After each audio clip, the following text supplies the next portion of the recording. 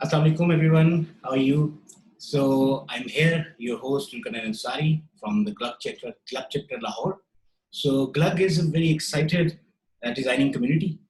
जिसमें designers आते हैं और अपने अपने impressive talks देते हैं और हम यहाँ पे एक world's largest informal communication and conversation and a term which they use are not working. कि जिसमें सब डिजाइनर्स आपस में एक दूसरे के साथ लिंक बिल्ड करते हैं और इंटरेस्टिंग एंड इम्प्रेसिव सेशंस लेते हैं फ्रॉम आवर मेंटोर्स. तो today our mentor is Shahid Khan, and Shahid Khan is the one who mentored me last year. I met him at LUMS. He's Senior Global Director, Design Thinker at SAP America Incorporated. He used design thinking workshops to transform performance management for 30,000 plus employees. He's enabled $500 million enterprise to increase customer housing subsidy applications by 23%. Impressive figures. He has drove over 11% improvement in employee engagement in 3 years. Conceived and launched an internal innovation university that has trained 4,000 plus employees. So it's an honor to have you here, and today's topic is very interesting. How designers must talk to the end user first. Last year मैं आप लोगों के साथ जब session कर रहा था तो एक ऐसा क्वेश्चन जो बार बार आप लोगों ने पूछा उसका जवाब मैं तो अपने तरीन देता रहा हूँ, लेकिन मेरा ख्याल है कि सर शाहिद से ज्यादा बेहतर इसका जवाब कोई नहीं दे सकता. So over to you, Shahid Khan. How designers must talk to the end user first. So Zain, can you start up? You said something last year you tried to answer a question. वो question क्या था? तो questions जो ज्यादातर होते थे वो ये होते थे कि हमें हम लोगों को जो काम मिलते हैं चाहे वो फ्रीलांसिंग में हो चाहे वो जॉब में, हम लोगों को एज अ डिजाइनर काम डेडिकेट किया जाता है, दिया जाता है कि ये काम है जो आपने करने हैं, ये वाली चीजें जो आप लोगों ने आज बनानी है, डिजाइन करनी है. एप्लीकेशन ऑलरेडी बनी हुई है या नई चीज बन रही है या वेबसाइट बन रही है. All you have to do is just see that and design something without talking with the customer. और अगर ये कहा भी जाए कि हम कस्टमर से बातचीत करना चाहते हैं तो उसके ऊपर इजाजत नहीं मिलती थी. सो यहाँ से बात शुरू हुई कि सर अगर इजाजत नहीं मिलती तो हम क्या कहें अपने एम्प्लॉई से, अपने कस्टमर से कि हम आपके एंड यूजर से बात करना चाहते हैं, क्वेश्चंस करना चाहते हैं. ये पहला क्वेश्चन था कि कैसे इस चीज की अफादियत बयान करें. और दूसरा पॉइंट ये होता था कि हम जब एंड यूजर से बात करेंगे तो एक्चुअली हमने बात शुरू कहाँ से करनी है. So these are the two questions जो यहाँ से बात हम शुरू कर सकते हैं कि these are real issues which. तो मैं आप सब लोगों से सवाल करता हूँ कि आपने कितने लोग फेमिलियर हैं यूजर रिसर्च से?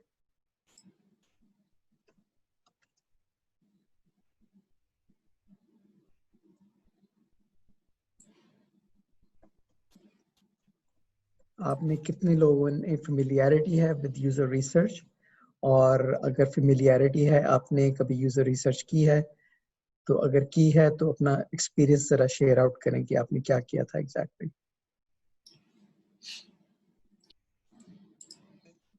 हमजा आप बताएं कि आपने क्या किया था उस पोल्ट्री फार्म की रिसर्च में. पहला स्टेप क्या था? सर वैसे जब सर ने हमें ये प्रोजेक्ट स्टार्ट करवाया था तो उससे पहले तो काफ़ी पता था मुझे, कुछ भी नहीं बल्कि इंजीनियर डिज़ाइन का. तो उसके बाद हमने पोल्ट्री फार्म में गए, वहाँ पे हमने 2 इंटरव्यूज किए 2 अलग अलग पोल्ट्री फार्म्स में. और फिर उसके बाद हमने उनकी डाटा को काफ़ी यानी कि क्वांटिटी में कलेक्ट किया. फिर उसके बाद उसको आइटरेट किए, यानी कि उसमें से क्वालिटी की चीज़ें निकाली. ठीक. तो पोल्ट्री फार्म जाने से पहले आपने कोई क्वेश्चनेयर अपने लिए प्रिपेयर किया था? यस सर, वो कैंडिडेट रिसर्च के बाद हमने क्वेश्चनेयर पूरा अपना तैयार किया था. पूरी टीम की मजी 5 मेंबर्स की. तो हम सब ने अपने अपने क्वेश्चन अलग अलग तैयार किए हुए थे. और वहाँ पे जाके अगर किसी को क्वेश्चन पूछते हुए यानी कि कोई क्वेश्चन मिस कर देता था, किसी यानी कि इंटरव्यूअर जो कर रहा है उसके अलावा किसी के माइंड में क्वेश्चन आता है तो हम उसको स्टिकी नोट पर लिख के उसको दे देते थे कि आप ये पूछें. ओके. तो लेसन नंबर 1, इंटरव्यू में एक बंदे को टारगेट यूजर को इंटरव्यू करने के लिए आपको मिनिमम 2 लोग चाहिए और नॉट मोर देन 3. एक बंदा जो है या बंदी जो है वो सवाल पूछेंगे, दूसरा जो पार्टनर होगा वो नोट्स लेगा या वीडियो रिकॉर्ड करेगा। वीडियो रिकॉर्डिंग जो है वो बेहतर होती है क्योंकि उसको आप बाद में आके रिव्यू कर सकते हैं।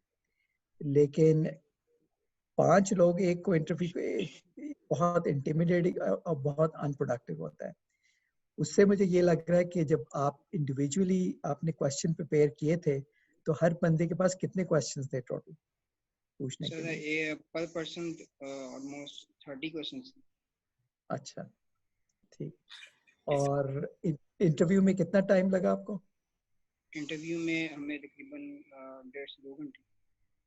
और ये एक के साथ हुआ था या मल्टीपल लोगों के साथ? सर एक ही के साथ हुआ था। पहले हमने ओके, पहला जो इंटरव्यू किया था वो हमने खुद किया था, मैनेजर और असिस्टेंट ठीक है, ओके। मैनेजर, और तो सेकंड इंटरव्यू सुपरवाइजर में हुआ था। ठीक, मैक्सिमम इंटरव्यू टाइम जो है should not exceed more than 90 minutes, क्योंकि इसमें जो बंदा या बंदी को कर रहे हैं वो फटीग्ड हो जाते हैं और आप खुद भी फटीग हो जाएंगे, ठीक है? तो लेसन 1, मैक्सिमम मिनिमम 2 लोग इंटरव्यू करें, एक सवाल पूछे और एक जो है वो नोट्स ले या वीडियो ले। अगर तीसरा इंसान है तो वो फोटोग्राफ्स ले सकता है, बिकॉज फोटोग्राफ्स के थ्रू आपको स्टोरी मिल सकती है। और maximum interview time is 90 minutes. अगर आप 60 में कर लेंगे इट विल बी बेटर। इसका मतलब ये होगा कि आपने अपना क्वेश्चनेयर जो है it should be very very well prepared. 30 questions is too much. अब मुझे ये बताएं आपने पहला सवाल क्या किया था, जिसने भी किया था, what was the first question? First question I think के उनके हमने किया था कि आप टेक्नोलॉजी ओरिएंटेड है या टेक्नोलॉजी कितनी यूज करते हैं यहाँ पे काम में। ओके, ओके, ये पहला क्वेश्चन था, ठीक है। अह, इतना ही याद है। अच्छा, पहला जो क्वेश्चन है आपने अपने आप को इंट्रोड्यूस करना है कि मेरा नाम हमजा है, मैं एक रिसर्च प्रोजेक्ट कर रहा हूँ और उसका पर्पस हमें ये ढूंढना है कि आपके जैसे लोगों का की क्या मुश्किलात हो सकती हैं। तो उस बारे में हमारे पास कुछ सवाल है जो हम आपसे करना चाहेंगे, और अगर आप इजाज़त दें तो हम आपको वीडियो रिकॉर्ड कर लेंगे। अगर वो कहता है कि नहीं तो फिर आप वीडियो रिकॉर्ड नहीं करें, ऑडियो रिकॉर्डिंग कर लें, ठीक है। आपने अपने इंटरव्यू, चाहे वो कितना भी अमीर हो गरीब हो, ये रिस्पेक्ट होती है। आप बताएं कि आपका पर्पस क्या है, ठीक है। एक किस्म का rapport एस्टेब्लिश करना है। उसके बाद आपने उनसे उनका नाम पूछना है, उनकी फैमिली पूछनी है कि साथ रहते हैं, घर आप किराए पे हैं, या जो भी मतलब कि पर्सनल डायनामिक्स जो है उनके, ठीक है, क्योंकि वो भी इंसान है। डायरेक्टली ये नहीं पूछना कि आप टेक्नोलॉजी यूज करते हैं कि नहीं, टू अब्रप्ट। आपने रिपोर्ट बिल्ड ही नहीं किया है उनके साथ, क्योंकि कोई इंसान आपको अपनी कहानी बता रहा है, उसको आपने रिस्पेक्ट देनी है। कुछ पता करना है कितने बच्चे हैं, बच्चे स्कूल जाते हैं, कौन से स्कूल जाते हैं, कौन सी जमात में। उसके बाद आप फिर थोड़ा सा और कॉन्सेप्ट ये कि आप थोड़ा सा वाइड शुरू करेंगे, फिर उसके बाद आपको नैरो करेंगे। तो उनके पर्सनल डेमोग्राफिक्स पूछने के बाद आप उनसे पूछ सकते हैं कि भाई आपकी लाइफ में सबसे खुशी का मकाम कौन सा था। अगर वो कहें कोई भी नहीं था, तो आप उनसे पूछ सकते हैं कि अगर आपको हर चीज़ मैसर हो जाए तो आप अपनी सबसे अच्छी चीज़ आपके लिए क्या होगी जिससे आप खुश होंगे, ठीक है। कॉन्सेप्ट ये कि उनको आपने पॉजिटिव फ्रेम ऑफ माइंड से पहले शुरू करना है। उसके बाद अगर आपका रिसर्च ये है कि पोल्ट्री फार्म के लिए आपने कुछ तैयार करना है, वेब ये एप्लीकेशन है या एप्लीकेशन है उसके लिए जो जानवरों के डॉक्टर होते हैं उनके लिए, व्हाटएवर इट इज। उसके बाद उनसे पूछें कि ये आप पोल्ट्री फार्म है, आप यहाँ काम करते हैं या आपका अपना है। अगर आपको ऑलरेडी पता है उनका अपना है, देन पूछ सकते हैं कि आपके दिमाग में ये कॉन्सेप्ट कैसे आया पोल्ट्री फार्म खोलने का। तो हो सकता है वो कहने की ज़मीनों से इतनी आमदन नहीं होती थी, तो मुझे किसी ने बताया कि आप ट्रेनिंग जाके ले लें और उसके ट्रेनिंग के बाद वो आपको 10-15 मुर्गियाँ चूज़े पकड़ा देंगे, ठीक है? तो अब उसके बाद आप ज़रा उनसे डीप डाइव कर रहे हैं और जो भी आप जवाब दें उसके बाद आप उसको प्रोब करें। वो एक कॉन्सेप्ट है कि 5 व्हाई। अगर वो कहेगी जी पोल्ट्री फार्म इसलिए खरीदा कि मैंने अपनी फैमिली को खिलाना था, तो नेक्स्ट सवाल होगा कि फैमिली को खिलाने के लिए क्यों इतना इम्पोर्टेंट है आपके लिए? कि जी वो इसलिए कि अगर खाना खाएंगे सब ये ठीक रहेंगे। तो आप पूछ सकते हैं अगर ये सब अच्छा खाना नहीं खाएंगे, अगर बीमार हुए तो फिर आप क्या करेंगे? हो सकता है वो कहे जी मेरे पास तो इतने पैसे ही नहीं, ना मेरी इंश्योरेंस है। तो कॉन्सेप्ट समझ आ गया? हर सवाल के बाद आपने 5 वाइज प्रोब करना है उसको। Yes, sir. इस सारे चीज से जो मैं एक क्वेश्चन ड्राफ्ट कर रहा हूँ सर आपके लिए, वो ये है कि talk to end user, is it a luxury और a necessity? I am sure आप इसका बड़ा अच्छा रिस्पांस कर सकते हैं कि talk to end user, some to some people it is a luxury, however you can respond it better. Okay.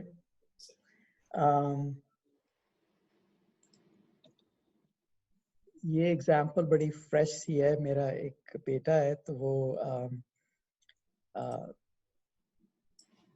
Biosciences के फील्ड से रिलेटेड है। तो वो यहाँ एक हॉस्पिटल है, उसको कहते हैं university of California San Francisco का हॉस्पिटल है। वो हाईली स्पेशलाइज्ड है और तो वहाँ डिज़ाइन थिंकिंग की वर्कशॉप करने के लिए कोई डॉक्टर बाहर से आई थी, हवाई से। तो उसमें उसने एक स्टोरी बताई कि वो अफ्रीका में काम कर रही थी और वहाँ मलेरिया की इरेडिकेशन के लिए उसने जाके काम किया। तो वो पेशेंट्स आते थे क्लिनिक में देखने के लिए। उसने एक पेशेंट उसको बड़ा विविडली याद था कि उसने उसको वो गोलियों की बोतल दी और उससे कहा कि ये खाने के बाद जो है गोली ये खा लेना। वो बंदा जो है वो महीने के बाद वापस आया तो उसने पूछा कि क्या सिचुएशन है? कहने की मलेरिया की तो अभी भी वो बुखार चल रहा है। तो उसने कहा कि दवाई नहीं ली। तो उसने कहा कि आपने कहा था कि खाने के बाद में दवाई लो। बात दरअसल ये है कि मेरे पास इतनी आमदन नहीं है कि मैं अपने लिए और अपनी फैमिली के लिए खाना खरीद सकूं। तो जो मेरे हिस्से का खाना होता है वो मैं अपने बच्चों और बीवी को दे देता हूँ और मैं पानी पी लेता हूँ। तो मैंने तो एक भी गोली नहीं खाई। कॉन्सेप्ट समझ आ गया? बिल्कुल। अगर आप उससे ये अगर उसको ना पता, अगर वो यूजर रिसर्च कर लेती जाके पहले, उसके घर में एक हफ्ता रह लेती, उसको पता चल जाता रियलिटी क्या है। ठीक है। अच्छा, उसके बाद उसने कहा कि ठीक है, मैं खाने का मतलब ये अगर तुम पानी भी पी रहे हो उसके बाद तुम्हें एक ये टैबलेट ले लेना है। ठीक है। वो फिर कुछ अरसे के बाद वापस आया तो उसमें फिर कुछ गोलियां वापस। तो उसने कहा कि आपने कहा था कि एक गोली लेनी है और मैं दिन में एक गोली लेता हूँ। तो उसने कहा मैंने तो तुम्हें कहा था कि तुम दिन में कितनी दफा वो पानी पीते हो? उसने कहा सुबह पीता हूँ, दोपहर को पीता हूँ, रात को पीता हूँ। तो तुमने 3 दफा क्यों नहीं गोली खाई? आपने बस ये कहा था कि पानी पीने के बाद। आपको समझ आई है कि मिसअंडरस्टैंडिंग क्या हुई? This is why you need to do the research. It's not a luxury. How can it be a luxury कि आपका जो इंटेंडेड टारगेट है वो आपकी बनाई हुई चीज इस्तेमाल ही ना करें? So basically, we can say that we can not only save the time by doing it as a necessity of our uh, design process, but actually it would be save the effort, it will be save the money, it will be save everything. अगर हमारी direction start से ही गलत हो तो हम सब कुछ गलत बनाते जाएंगे और बाद में जाके हमें दोबारा लूप बैक में सब कुछ ही चेंज करना पड़ेगा. So we can say this thing, right? ठीक। तो मैं इस तरह करता हूँ कि काफी साइलेंस है, मैं आप सब लोगों को अनम्यूट करता हूँ और ज़रा कॉन्वर्सेशन को इंटरैक्टिव करते हैं। मेरा आप सब लोगों से सवाल है, आप इमेजिन करें कि इस कॉल के बाद आपके हर एक के दिमाग में एक बड़ा अच्छा आइडिया आया है और आप इस आइडिया को लॉन्च करने की बहुत, आपने कहा मैं अपना सारे रिसोर्सेज लगा दूंगा, और उस आइडिया के लिए मोस्ट लाइकली आप पहली लॉन्च जो करेंगे वो मोबाइल फ़ोन के ऊपर करेंगे, ठीक है? तो सबसे पहली चीज़ क्या करेंगे उस आइडिया को रियलिटी बनाने के लिए? चाहे आप जी यूजर रिसर्च करेंगे कि मार्केट में उसकी जरूरत है भी नहीं, क्या वो कोई प्रॉब्लम सॉल्व करेगी भी कि नहीं। तो यूजर को कैसे ढूंढेंगे?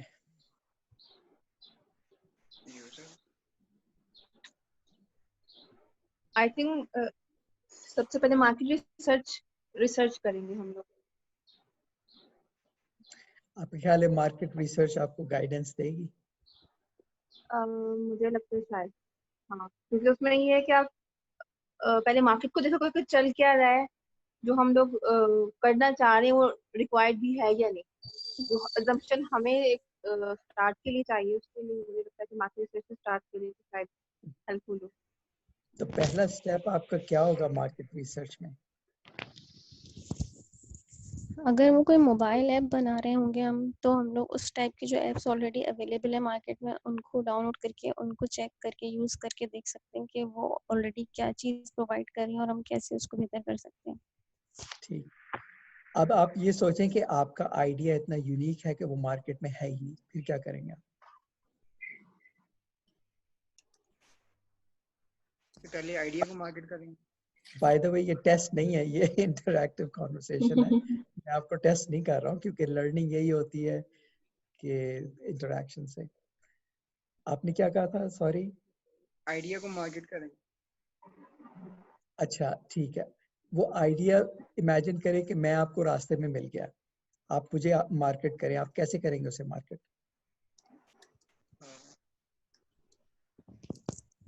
मार्केट में वो आपको आइडिया उसके पहले कोई ना कोई,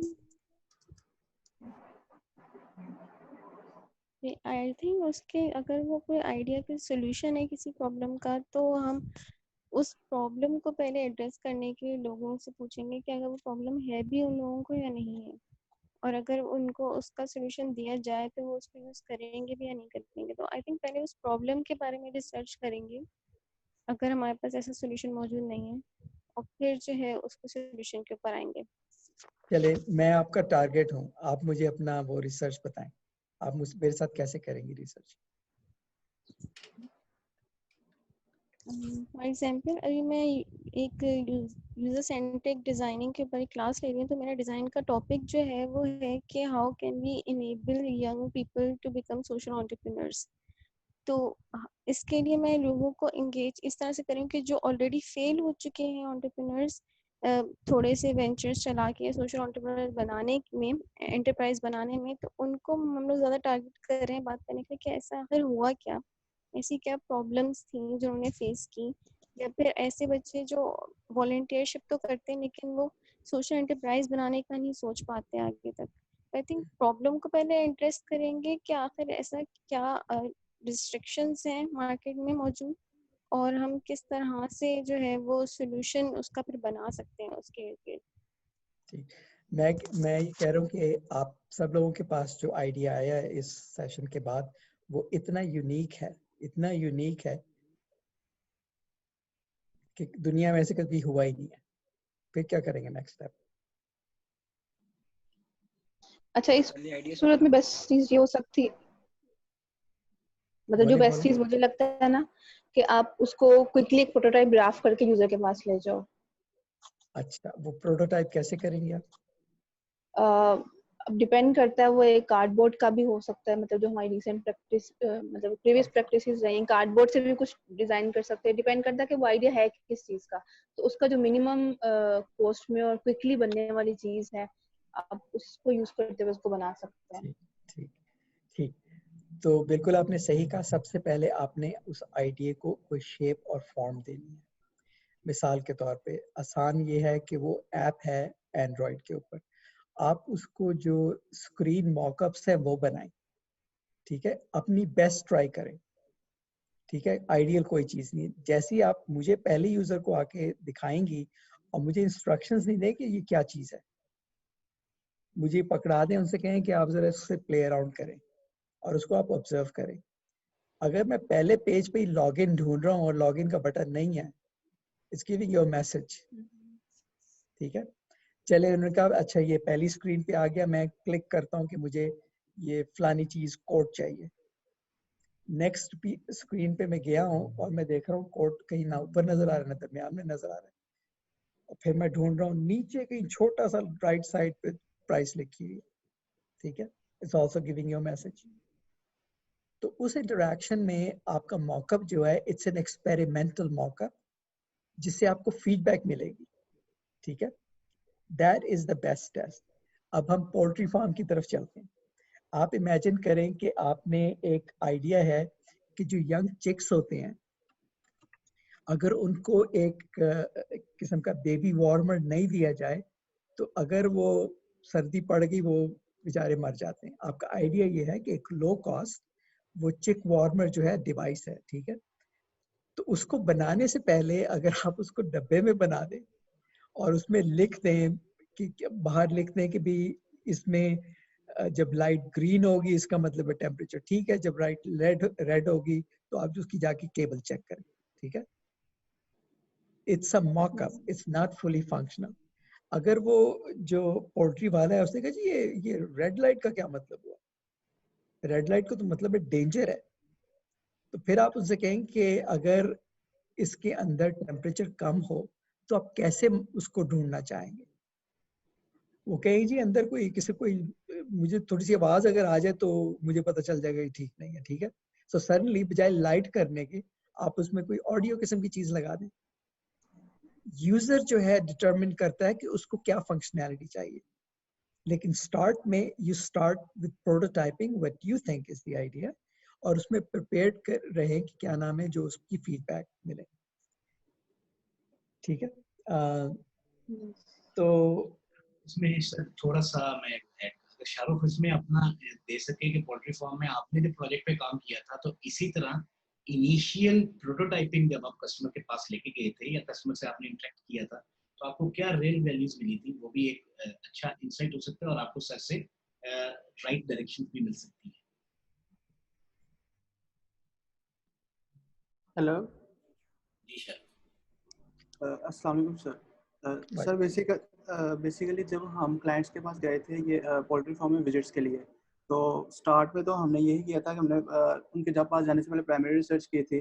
प्राइमरी रिसर्च के बारे में उनकी नीड्स को, उनकी मोटिवेशंस को अंडरस्टैंड किया था, उसके ऊपर क्वेश्चनर बनाया था अपने अकॉर्डिंग टू प्रॉब्लम के रेलेवेंट जिसको हम सॉल्व करने जा रहे थे, ताकि हम क्वेश्चन से वही पूछ सकें जो कि हमारी नीड के भी हैं और उनसे बेटर आंसर्स गेट कर सकें।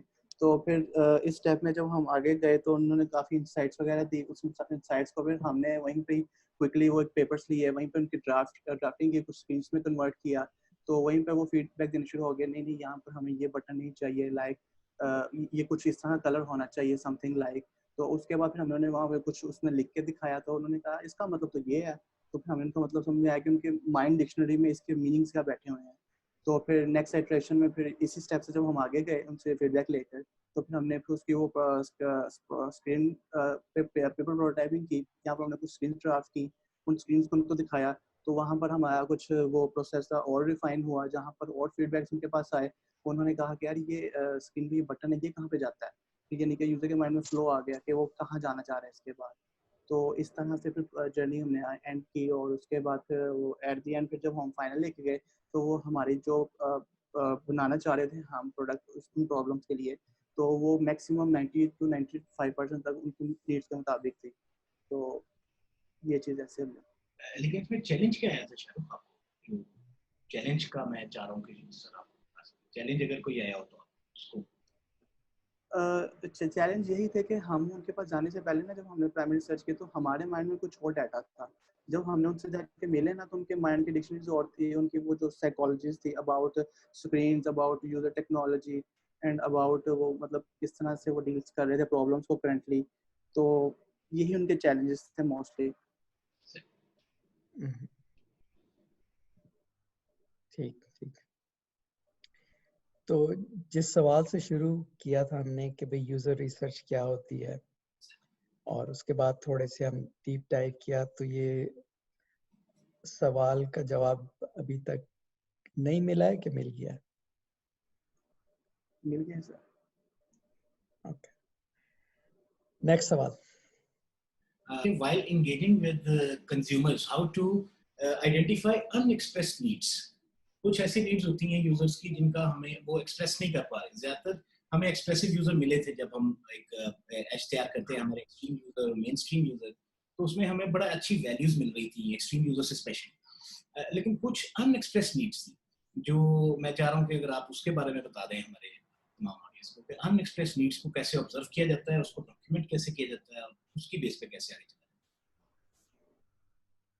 अगर आप यूजर्स रिसर्च कर रहे हैं वैलिडेट करने के लिए उसकी नीड्स क्या हैं, that is the wrong user research. User research का पर्पस ये होता है कि यूजर की प्रॉब्लम्स को अनकवर किया जाए। नीड्स और प्रॉब्लम में काफी फर्क है। Needs are obvious, problems are hidden. आपकी जॉब है to uncover the hidden problems. मिसाल देता हूँ मैं एक कंपनी थी, तो उसकी बैकग्राउंड ये है कि इमेजिन करें कि पंजाब में एक ऑर्गेनाइजेशन बनाई है और वो पब्लिक फंडेड है। वो इस तरह कि जितने भी लोग कंपनीज में काम करते हैं पंजाब में, वो 1% जो एम्प्लॉय पेरोल होता है वो एज अ टैक्स वो इस कंपनी को देते हैं, ठीक है। और ये जो पब्लिक कंपनी है इन रिटर्न ये चाइल्ड केयर प्रोवाइड करती है, हेल्थ स्क्रीनिंग प्रोवाइड करती है, पार्क्स प्रोवाइड करती है, एंटरटेनमेंट प्रोवाइड करती है, dramas provide, cultural aspects, job की ट्रेनिंग करती है, ठीक है। तो और उनका एक और फंक्शन ये भी है कि जो बहुत ही टियर 4 के लोग हैं जिनके पास कुछ भी नहीं है, अगर वो सेविंग्स इकट्ठी कर लें तो उनको जगह खरीदने के लिए वो सब्सिडी दे सकते हैं based on their prior income. तो जब उनसे एंगेज हुआ तो प्रॉब्लम उनकी ये थी कि उनका हर साल कोटा था कि अगर 50% क्लाइंटेल उनके जो कस्टमर्स हैं जो कंपनी में इसमें काम करते हैं, तो उसमें तकरीबन 25% जो है वो अप्लाई करें सब्सिडी के लिए। पिछले 2 साल से जो एप्लीकेंट्स थे वो 3% थे उनकी, बजाय 25 के 3%। और दूसरी प्रॉब्लम ये थी क्योंकि उनके फंड्स जो उनको मिलते थे अगर वो यूज नहीं कर सकते थे सब्सिडी देने में, तो गवर्नमेंट उनसे कह रही थी हमें वापस दो इसको, ठीक है। तो it was a business problem. तो जब हमने यूजर रिसर्च शुरू की तो वो जो डिपार्टमेंट था रिस्पॉन्सिबल, उनसे जाके हमने इंटरव्यू किया, 3-4 लोग उसमें थे। तो एक चीज हमने डिस्कवर की, वो कहने लगी कि जो हेड थी कि जब हम इनसे रेगुलर सर्वे करते हैं पेपर का तो ये हमें 5 स्टार रेटिंग देते हैं, ठीक है। तो मेरे ख्याल में हमारा डिपार्टमेंट बहुत अच्छा काम कर रहा है। उसके बाद जब हमने फैमिली से जाके बात की, 1-on-1 इंटरव्यू किया, उन्होंने कहा जब हम ये सर्विस सेंटर जाते हैं हमें फिजिकली जाना पड़ता है, तो जो दूसरी तरफ कस्टमर एजेंट बैठा होता है वो इतना कोल्ड होता है, हमें इतना नीची नजर से देखता है कि ये तो बिल्कुल ही गरीब है, इनके पास तो एक कमरे का मकान है। हमें ऐसी फीलिंग होती थी कि हमारी इंसल्ट हो रही है। वो कहता नहीं था लेकिन उसकी जो टोन की वॉइस थी और वो थी। तो हमने उससे पूछा कि तुमने कभी उनका सर्वे भरा है? तो कहने लगी हाँ भरा है। तो उन्होंने क्या रेटिंग दी? 5 स्टार रेटिंग दी। तो जब 5 स्टार क्यों दी? जब एक्सपीरियंस आता था। कहने लगी हमें ये खतरा है कि अगर हमको 5 स्टार नहीं देंगे ये हमारी एप्लीकेशन को एक्सेप्ट ही नहीं करेंगे। Right. आपको समझ आ गया यूजर रिसर्च का?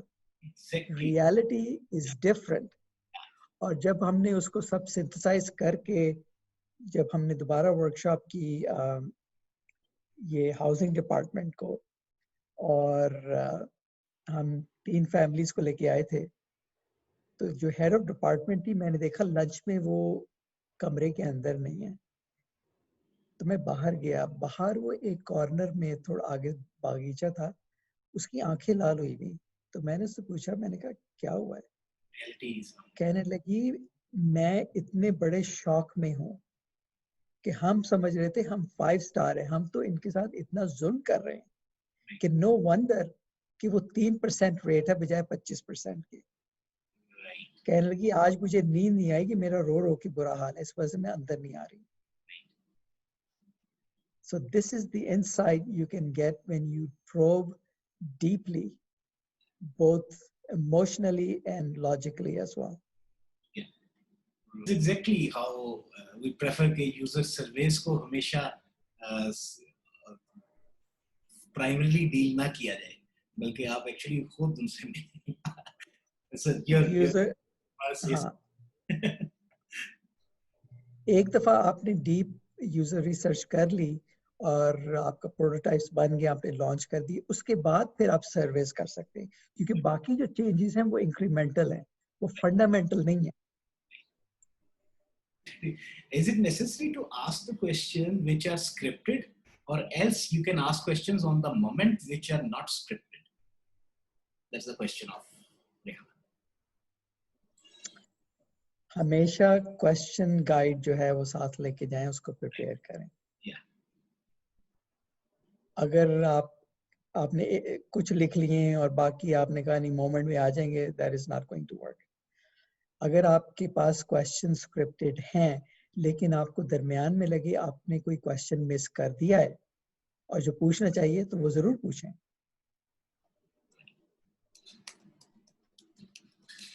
ठीक है, और कई दफा मेरे साथ ऐसे हुआ है कि in the moment you know कि उस यूजर ने कुछ कहा and it spawned another question and we just ask. मैं काफी देर से क्वेश्चन करना चाह रही थी, बारी का वेट कर रही थी, मैंने टाइप भी कर दिया। ठीक है, मैंने 2 देख लिया, क्वेश्चन है मेरे देख लिया मैंने। इसके बाद फिर मैं दूसरा कर लूंगी, आप इसका आंसर पहले कर दें। अगर डिजाइनर्स अर्ली इन्वॉल्व नहीं हैं, जो कुछ भी प्रोड्यूस होगा it is gonna have a 50-50 success rate. अगर डिजाइनर अर्ली इन्वॉल्व नहीं है, वो कहते हैं ना कि आपने वो कॉइन टॉस किया, इट्स 50-50, क्योंकि आपके पास इनसाइट्स हैं। आज की मैं एग्जांपल बता रहा हूँ, एक इंटरनल डिस्कशन हो रही थी एक कस्टमर को प्रॉब्लम सॉल्व करने की, तो उनको मैंने पूरा प्रोसेस बता रहा था अपनी टीम को। तो वो कहने लगे कि अगर कस्टमर ने ऑलरेडी अपनी यूजर रिसर्च की हुई है तो हम वहां से नहीं स्टार्ट कर सकते। तो मैंने कहा कि उसका रीजन क्या होगा, कि अगर हम इस प्रोसेस को शॉर्ट करना चाह रहे हैं, तो मैंने कहा कि नंबर 1, जब कस्टमर अपनी रिसर्च करता है वो एक साइलो में कर रहे हैं। ठीक है, मैंने कहा वो देख जरूर लेंगे हम, लेकिन जो बेनिफिट है एक्सटर्नल व्यू पॉइंट का, उसके बगैर, क्योंकि इनोवेशन हमेशा जो है वो बाहर से आती है, साइलो के अंदर से नहीं आती है। नहीं आती। दूसरा सवाल था। अच्छा, इसी में जो है ना, मैं थोड़ा सा ऐड करना चाहूंगी, क्योंकि नॉर्मली हमने ये देखा था कि ये प्रैक्टिस शायद, मतलब मुझे ये लगता था कि पाकिस्तान में ही है, लेकिन अभी रिसेंटली कुछ डिफरेंट कंट्रीज के क्लाइंट्स के साथ काम करने का इत्तेफाक हुआ। अभी रिसेंटली एक जो प्रोजेक्ट जहाँ से क्वेश्चन ट्रिगर हुआ है स्वीडन में, और बड़ा वर्ल्ड वाइड सेटअप है उनका, बट स्टिल वो इसी चीज को प्रेफर करते हैं कि वो पहले मतलब डिजाइनर को इन्वॉल्व नहीं करते, वो अपनी रिसर्च करते हैं, कंप्लीट उसको करते हैं, एंड देन डिजाइनर के पास वर्क लेके आते हैं। अब जो मैंने उनका प्रोसेस देखा है कि उनमें जो है वो ऑल्दो वो स्क्रम में ही चलते हैं और बैक टू बैक आइटरेशंस वगैरह उनकी रहती हैं, बट स्टिल वो इतना ज्यादा टाइम टेकिंग है और इतना उनकी कॉस्ट लग रही है। ऑल्दो उन्हें फील नहीं हो रहा क्योंकि बहुत बड़ा सेटअप है, बहुत कंपनी है, लेकिन मैं ये देख रही हूँ कि सिर्फ डिजाइन कॉस्ट ही उनकी बहुत ज्यादा बढ़ गई है। तो इस चीज में जो है वो उनके लिए क्या बेस्ट एडवाइस क्या हो सकती है? तो वो जो अपनी रिसर्च करते हैं वो आपको क्या देते हैं, किस फॉर्म में, आपके पास स्टार्टिंग पॉइंट क्या होता है, वो क्या देते हैं आपको? स्टार्टिंग पॉइंट जो है ना वो सिर्फ ये आता है कि ये हमने एक लेट्स से कभी रिसेंट जो वर्क चल रहा है CRM है, वो उस कंपनी की सेल्स टीम के लिए। अब चंक्स डिजाइनर्स के पास जो पूरी टीम हम लोग वर्क कर रहे हैं, उसमें ये होता है कि चंक्स में इंफॉर्मेशन आती है कि लेट्स से कि आज हमने जो है वो ऑर्डर पेज रेडी करना है, तो ये ऑर्डर पेज में आप ये बना दें, इसको हम फिर टेस्ट करेंगे। अब क्योंकि वो कंपनी जिनके थ्रू वर्क आ रहा है वो ज्यादा डेवलपर फोकस है, तो वो ये कहते हैं कि हम इसको टेस्ट करना चाह रहे हैं, तो वो थोड़ी सी इन्फॉर्मेशन देते हैं और उसके बाद उसको कहते हैं अच्छा नहीं इसको ऐसे कर दो, इसको ऐसे कर दो। And by the end of week जब वो काम शुरू से उसको कंपेयर करते हैं तो वो टोटली अपसाइड डाउन होता है, यानी इतनी सारी आइटरेशन आ रही है। तो सबसे ज्यादा जो उसमें मैं इस चीज को देख रही हूँ कि उसमें इतना ज्यादा टाइम लग रहा है सबका, और सेकेंडली कॉस्ट इसकी बहुत ज्यादा बढ़ रही है। तो यहाँ पे इस चीज तो वो यानी बेस्ट आपको प्रैक्टिस हर इस सूरत में क्या हो सकती है? आपको हर इटरेशन के पैसे दे रहे हैं वो? हाँ, पैसे वही तो कह रही हूँ ना कि हमें पैसे मिल रहे हैं, कोई मसला नहीं है, तो हमें टाइम फिर लगाते क्या हुए भी कोई प्रॉब्लम प्रॉब्लम है? नहीं होती। फिर तो कोई लेकिन ये प्रॉब्लम कि अगर आप इसको बड़े बड़े पर्सपेक्टिव में देखते हैं तो मैं उस सूरत में देखती थी कि क्या चीज बेस्ट क्या होगा, नहीं। आप क्योंकि उनसे पैसा ये हर कहेंगे चीज नहीं होती। आप सोल्यूशन प्रोवाइडर जब होते हो तो जाहिर सी बात है ये चीज आपको पिंच कर रही होती है। नहीं नहीं, मैं आपको वैसे ही छेड़ रहा हूँ। मेरे ख्याल में राइट अप्रोच है वो, आपकी सही अप्रोच है। आप उनसे कहें कि एक बार हमें आप हमारा मेथड करने दें, it will not be of any cost to you, just try one. ठीक है? तो ओके। जब आप उनको नॉन मॉनेटरी कहें कि हम आपको सिर्फ एक्सपीरियंस करवाना चाह रहे हैं, और उसमें आप केयरफुल नोट रखें कि कितनी इटरेशंस रिड्यूस हुई हैं, कितना टाइम रिड्यूस हुआ है। उनसे कहें मैं आपके साथ काम तो कर रहे हैं, लेकिन एक चीज जो है वो हमें अपने प्रोसेस के साथ करने दें, बाकी इन पैरेलल जो भी चल रहा है उसको करते रहेंगे। So make them an offer and see what they say. It's not going to cost you anything. That's the $1 million suggestion. उरूज का क्वेश्चन है कि हम यूजर सेंसिबिलिटीज को कैसे हैंडल करें। आप इमेजिन करें कि जस्ट मेकिंग इट अप, आप रिसर्च करनी है ख़वातीन की जो सैनिटरी पैड्स की नीड होती है, ठीक है? इमेजिन करें कि आप सिंथेटिक की जगह आपका आइडिया है कि उसको ऑर्गेनिक मटेरियल से करें, ठीक है? अब ये ना तो ये यूजर्स रिसर्च जैन कर सकते हैं, ना मैं कर सकती हूँ। इसमें उरूज आप और क्या नाम है ताइबा ही कर सकती हैं, ठीक है? That's number 1, because it's a sensitive topic और हमारा कल्चर वगैरह जो है। उसके लिए जब आपने डिसाइड कर लिया कि आपने करना है, तो आपको क्वेश्चनेयर बड़ा केयरफुली प्रिपेयर करना पड़ेगा। आपने पहले रिपोर्ट बिल्ड करना है उनके साथ, जो मैंने शुरू में थोड़े से सजेशंस दी थी। आपने उनको एक कंफर्टेबल स्टेट में लेके आना है, ठीक है? और उसके कई तरीके हो सकते हैं। सीरियस क्वेश्चन नहीं पूछें, कोई हंसी मजाक का पूछ लें कि भाई आपकी शादी हुई थी, कैसे हुई थी, और अगर आपको दोबारा चांस मिले तो आप क्या चीज डिफरेंट करेंगी शादी के बारे में। आप समझ रही है मेरी direction? Yes sir, yes sir. तो सेंसिटिव टॉपिक्स के लिए आपको रिपोर्ट जो है उसको बिल्ड करने में तकरीबन 3x एफर्ट लगानी पड़ेगी उस पहले टॉपिक सवाल पूछने से पहले। सेंसिटिव टॉपिक्स के अंदर हमें यूजर को टारगेट करने में भी थोड़ी प्रॉब्लम होती है अक्सर, कि हमें कौन से यूजर्स की तरफ से सही ऑनेस्ट आंसर मिलेगा।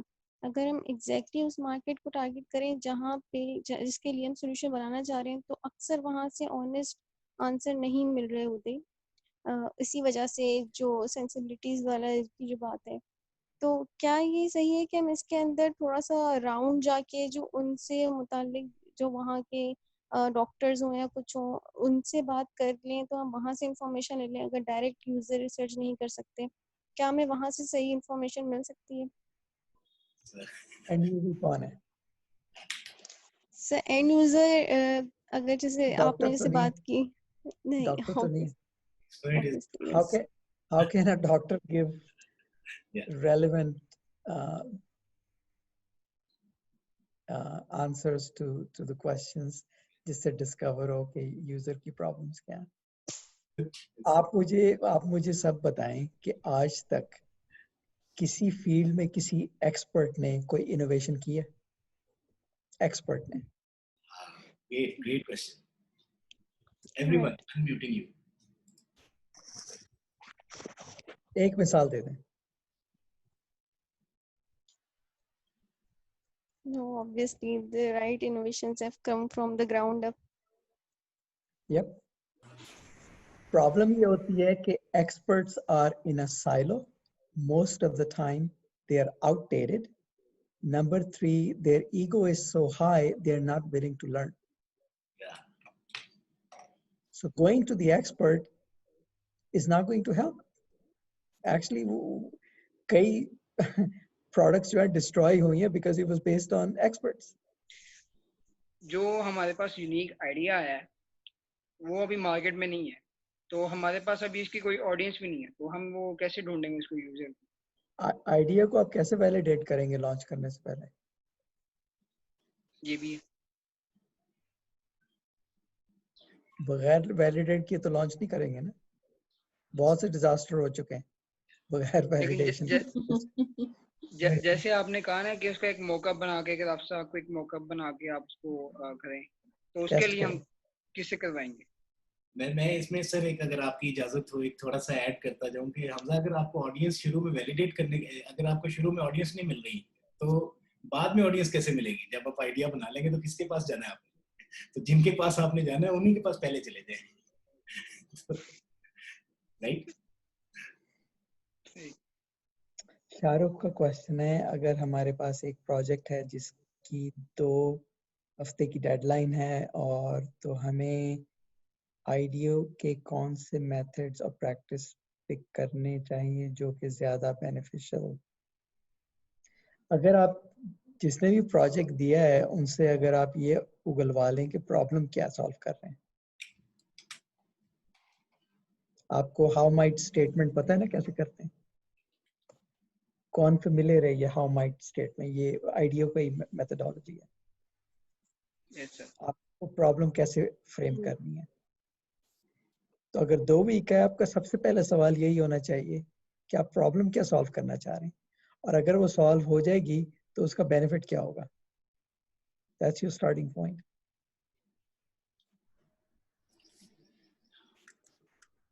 अगर इस पे आप 80% टाइम लगा लें प्रॉब्लम डेफिनेशन पे, बाकी जो है वो 20% है। अगर पहले दिन जो आपको प्रोजेक्ट दे रहे हैं आपने उनसे ये हाउ माइट वी की ब्रेनस्टॉर्मिंग कर ली है और वो बन गई है, फिर उनसे पूछे हम इसको वैलिडेट किस तरह करें। अच्छा, मेरा क्वेश्चन ये है कि यूजर रिसर्च, मतलब रिसर्च में आप ओवरऑल कभी भी देखते हैं तो थ्रेट्स होते हैं किसी न किसी तरह के।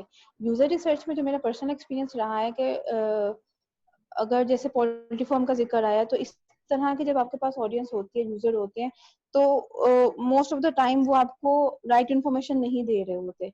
अब वो हमेशा इंटेंशनली नहीं होता। ताइबा 1 मिनट, कौन डिटरमिन करता है कि इंफॉर्मेशन राइट है और रॉन्ग है? You're wrong. अच्छा ठीक है, ये गुड क्वेश्चन। हाँ, लेकिन ये कि लेट्स से कि आपने 10 लोगों का इंटरव्यू किया है, मैं जिस बेस पे इस क्वेश्चन को कर रही हूँ, आज तो आपने बड़ा अच्छा एक पॉइंट की रेज किया। अब 10 लोगों में से 10 लोगों की ही डिफरेंट बात है, तो उस सूरत में फिर क्या करेंगे? उस सूरत में हम बीइंग अ रिसर्चर ये सोचते हैं कि शायद ये मतलब सबकी इन्फॉर्मेशन डिफरेंट है, इसका मतलब है कि किसी ने कुछ सही इन्फॉर्मेशन नहीं दी। मोस्ट प्रोबेबली अगर एक ही प्रॉब्लम है और उसी को ही सॉल्व करना है, या कोई एक प्रॉब्लम अगर देख रहे हैं तो वो कहीं ना कहीं कॉमन आना चाहिए, अगर ये प्रॉब्लम वाकई ही सबको हुआ, तो इस सूरत में फिर क्या कर सकते हैं?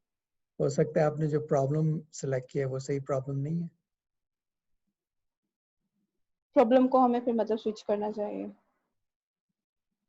Okay. अगर कॉमन थ्रेड नहीं मिल रही है इसका मतलब है प्रॉब्लम स्टेटमेंट को चेंज करें। अच्छा, अगर हम किसी तरह इस चीज को देख सकते हैं कि यूजर जो है वो बताने में कितना रिलक्टेंट है, हाल तो बॉडी लैंग्वेज होती है, कुछ उसके होते हैं, वहां से हम अंदाजा ही लगा सकते हैं, लेकिन कोई इस तरह की वैलिड पॉइंट्स हैं जिन पे हम इस चीज को कंफर्म कर सके कि यूजर रिलक्टेंट था बताने में, हमें इससे थोड़ी सी मजीद इंफॉर्मेशन चाहिए? या भी मजीद रैपो बिल्ड करनी चाहिए अभी?